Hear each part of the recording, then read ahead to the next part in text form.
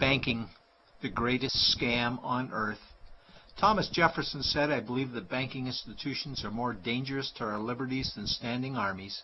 If the American people ever allow private banks to control the issue of their currency, the banks will deprive the people of all property until their children wake up homeless on the continent their fathers conquered."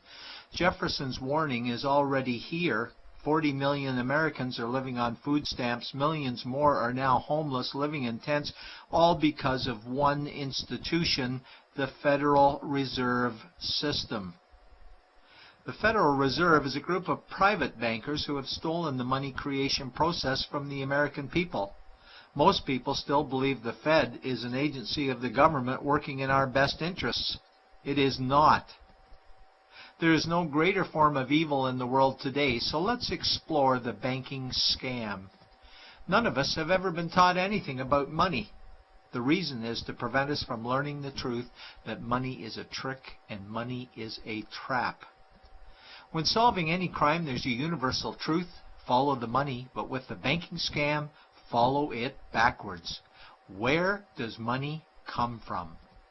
The world's money supply is always growing. Where does all the new money keep coming from? Money comes from privately controlled global banks like the Federal Reserve System. They create money every day, which increases the world's money supply. Because all banks are either owned or controlled by private bankers, the real question is, how do private bankers create new money? And the answer is they create it out of thin air. Bankers create money out of nothing. They make it up. It is a fiction. Wow. Godlike power to create something of value out of nothing. A stroke of a keyboard and money is created. In fact, only 3% of the world's money is even in the form of bills and coins, which means 97% of all money in the world is just numbers typed on a computer screen. This is part one of the banking scam. Money is created out of nothing. The second part of the scam is this phony money is issued as debt. What is debt exactly? Well, when you consider we work our whole lives to pay it off, you could say debt is slavery. But whose debt is this phony money? It's our debt, all of it. It's our debt when we use credit cards, we get student loans, borrow money for mortgages, all bank borrowing. And it's our debt again when the government borrows, which is each and every day. In today's world, money is debt and debt is money, and don't forget the interest charges. Money equals debt and debt equals slavery, therefore money equals slavery. Our monetary system is a carefully concealed system of slavery. Why? Because our government can create the same money for free with no interest charges, just like they used to, as the Founding Fathers designed it inside the United States Constitution for our protection against private bankers. The third part of the banking scam is very evil. When bankers create money from nothing and issue it as debt, they only create the principal portion of the debt. They do not create the money for the future interest payments. There is not enough money in existence for all of us to make our interest payments. In fact, our money creation system is even mathematically impossible. Money issued by the banks, principal debt, does not equal the money demanded back to the banks, principal plus interest. We are forced to play a game of musical chairs to see who can make their debt repayments. This guarantees a world of bankruptcy, competition, and scarcity of money. For example, we go to the bank to borrow money for a house, let's say $100,000. The moment we sign the loan document, the bank creates the money out of thin air.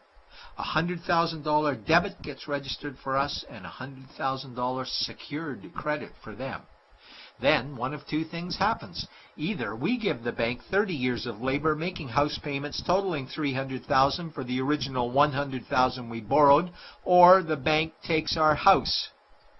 The bankers get either our labor for life or our house, and often they get both, all from money created out of thin air and issued as debt, for money made out of nothing.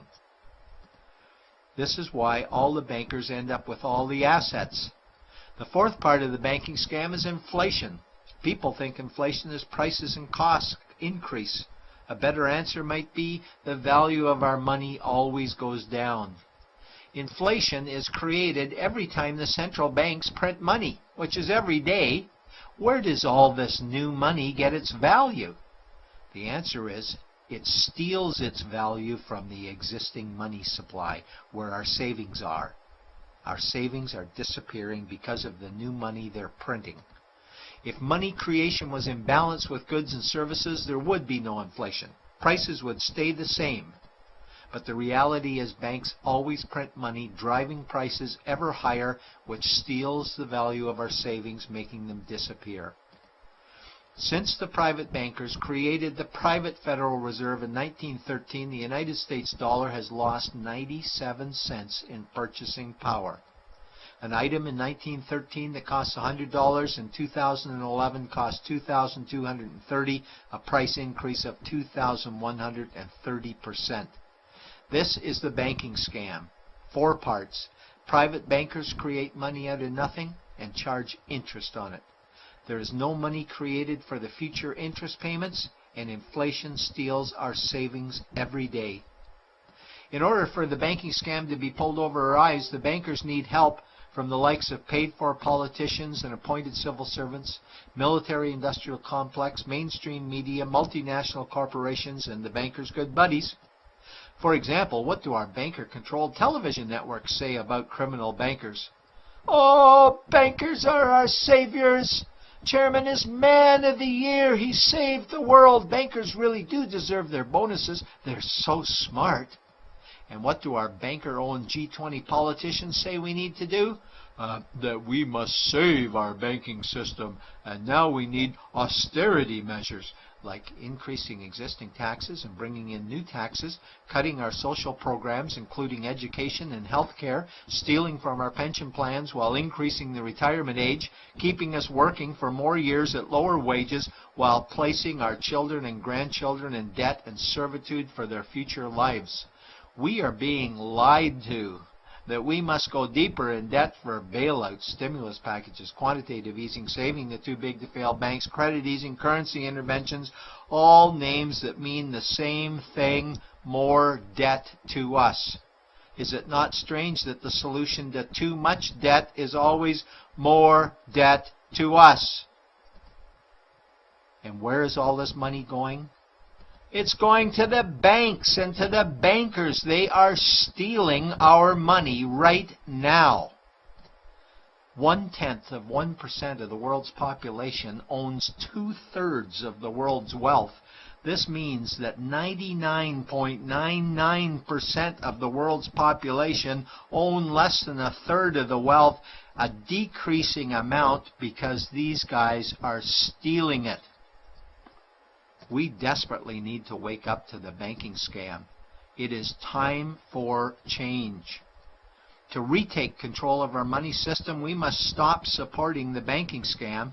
Lincoln said the government should create all the currency and credit needed to satisfy the spending power of government and the buying power of consumers. Money will cease to be master and will then become servant of humanity. And Jefferson said the issuing power of money should be taken from the banks and restored to the people to whom it properly belongs. It's a pyramid scheme, and we, the people, are the bottom layers of the banking pyramid. Without our support, the banking scam collapses. We have to do it ourselves. Wake up, get active, wake others. Remove our money from the bank. Buy gold and silver coins. Get out of debt. Rip up your credit cards. These actions will bring down the banking scam.